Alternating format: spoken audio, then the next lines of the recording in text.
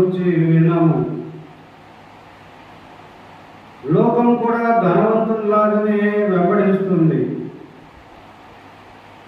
మనకు డబ్బులు ఖచ్చితంగా మనందరికీ అవసరమే, కానీ డబ్బును ప్రేమించి దేవుని ప్రేమించడము మానేశాడు ఈ ధనవంతుడు. అక్కడ నష్టం జరిగిందండి.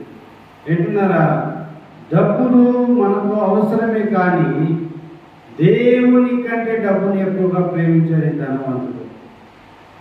అక్కడ పరలోకం పోగొట్టుకున్నాడు. అక్కడ పరలోకాన్ని పోగొట్టుకున్నాడు. పెద్దలు అంటుంటారు, ధనం ఇచ్చినా మదం ఇచ్చుంటారా అని. ప్రియులారా, ఈ ధనవంతుడికి కూడా మదం ఇచ్చినట్టుగా ఉంది.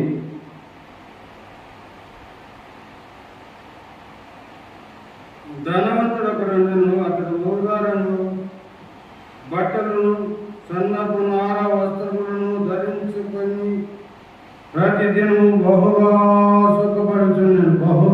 సుఖపడుతున్నాను. అంటే మన భాషలో ఇప్పుడు చెప్పాలంటే ఎంజాయ్ చేస్తున్నానండి. వీళ్ళలా దయచేసి గమనించండి. డబ్బు మనకు అక్కర్లేదని వాక్యం చెప్పడం లేదు, కానీ దేవుని నువ్వు మర్చిపోకూడదు అనేది దేవుని వాక్యం చెబుతుంది.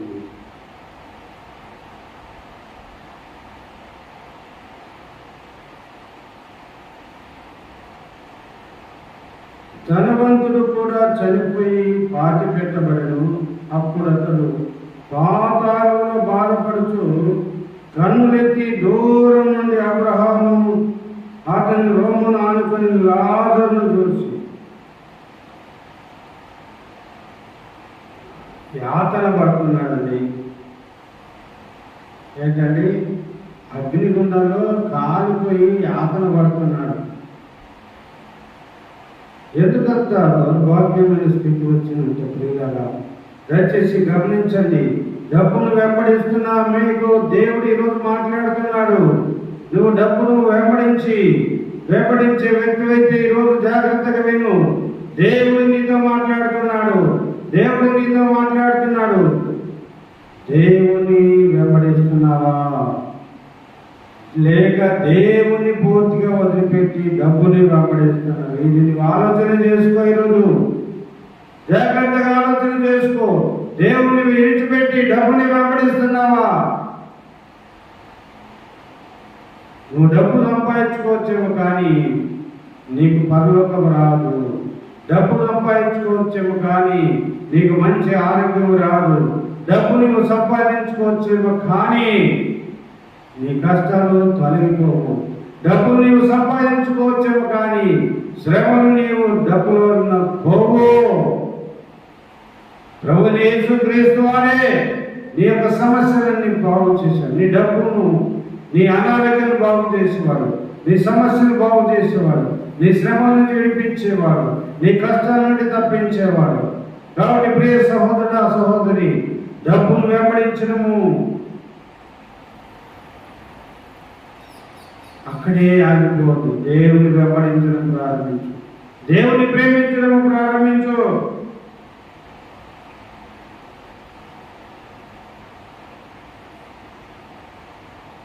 అంతేకాక ఇక్కడ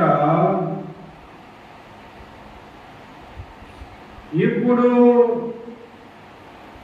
వాడు ఇక్కడ నెమ్మది పొందుతున్నాడు, నీవు యాతన పడుతున్నావు. అక్కడ పరలోకంలో నెమ్మదిగా ఉన్నాయండి. అబ్బా, నీకు పరలోకం కావాలా? ధనవంతుడైన నీవు పరలోకం కావాలంటే దేవుని వెంబడించు. నీవు ధనవంతుడివి, దేవుడు నిన్ను దీవించాడు, కానీ దేవునికి సేవకునికి ఏదైనా సహాయం చేస్తున్నావా? దేవుని పనికి నీవు సహాయం చేస్తున్నావా? అయ్యా, దేవుని సేవకుని ఒక సేవకుని నువ్వు పోషిస్తున్నావా? అయ్యా, రోజైనా నీవు మంచి సేవ చేస్తున్నావు, నేను నీకు అండగా ఉంటాను, నీకు తోడుగా ఉంటాను, నీకు అన్ని విషయాలు నేను సపోర్ట్గా ఉంటాను, నీ ఫ్యామిలీకి కావాల్సినంత ఏర్పాటు నేను చేస్తాను. నీవు దేవుని సేవకు నమ్మకంగా చేస్తున్నావని ఒక్క సేవకునైనా నీవు ప్రోత్సాహపరుస్తున్నావా? సహకారం అందిస్తున్నావా? ఆ కుటుంబాన్ని ఆదరిస్తున్నావా? ఓ ధనవంతులని ఈరోజు జ్ఞాపకం చేసుకో.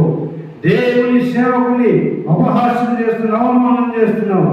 సంచి జోల వేసుకొని భిక్షాటన చేసినట్టుగా చేస్తున్నాను. అనేక సార్లు దేవుని సేవకుని అవమానించావు. ఆ దేవుని సేవకుని నీ కొరకు ప్రార్థన చేస్తే చేయకపోతే నువ్వు ఎప్పుడూ నశించిపోయి ఉండేవాడివి. ఎప్పుడు నీ కుటుంబం పాడైపోయేది.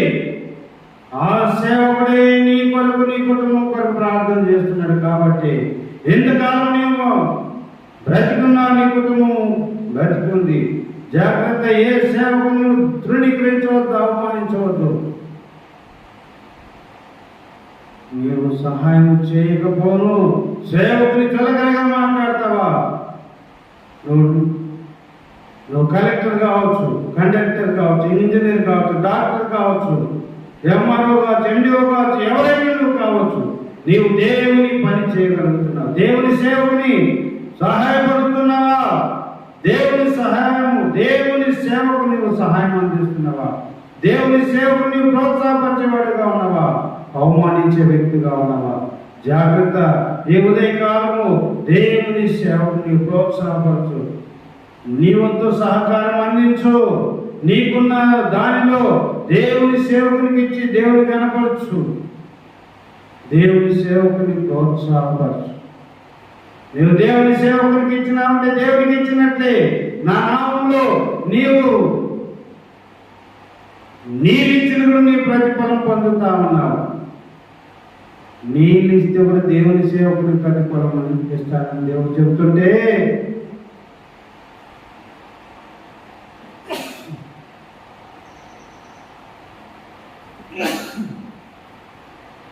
దేవుని సేవకునికి ఆర్థికంగా సహాయం చేయకపోను నువ్వు అవమానిస్తావా?